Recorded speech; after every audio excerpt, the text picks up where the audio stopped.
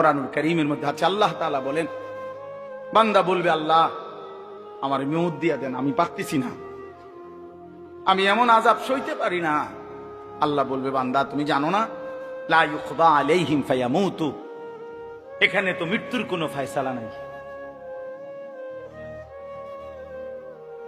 বান্দা বলবে আল্লাহ তাইলে আমার আযাবটা একটু হালকা করে দেন, আমারে মাসে একদিন বিরতি দেন, আমারে 24 ঘন্টার মধ্যে 10টা মিনিট একটু জিরাইতে দেন, আমি যে আর পারছি না এই আগুনে।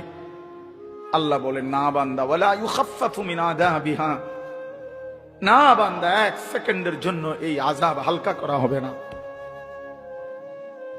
জাহান্নামী বলবে আল্লাহ তাইলে আমার দুনিয়া দেন, আমার কুদ্দু যাইতে দেন আমার দুনিয়ায়, আমি এবারে গেলে নেক আমল করব। আল্লাহ বলবেন না বান্দা, না না, ফেরত যাওয়া যাবে না, ফেরত যাওয়া যাবে না।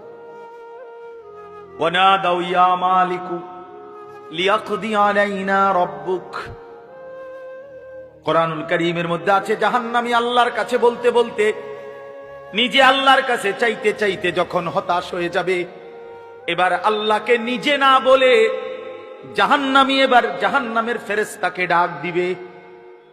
জাহান্নামের ফেরেশতার যিনি প্রধান ফেরেশতা, ওনার নাম হচ্ছে মালিক।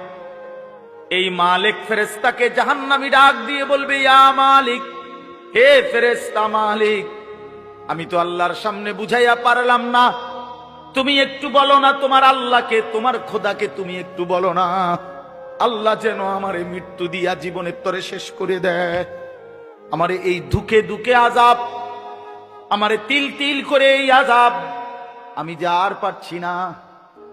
ক্বালা ইন্নাকুম মাকিসুন ওয়া নাদাউ ইয়া মালিকু লিয়াকদি আলাইনা রাব্বুক, ফেরেশতাকে বলবে আল্লাহকে বলো না আমারে শেষ করে দিতে। ফেরেশতা বলবে না বন্ধু, এই আযাবের মধ্যেই তোমাকে অনন্তকাল অপেক্ষা করতে হবে। এজন্য দোস্ত আমার, বন্ধু আমার, বৃষ্টি পড়ছে, কষ্ট হচ্ছে, এরপরেও আমরা মনে করাই দিলাম।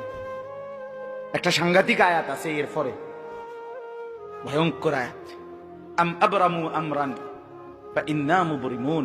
যুবক ভাই শোনো, বিশ্বাস করো ভাইয়া, আল্লাহ বলছে নাফরমান তোরে কেমনে শাস্তি দেবো আমি ঠিক করে রাখছি, তুই বাঁচবি কেমনে তুই ঠিক কর।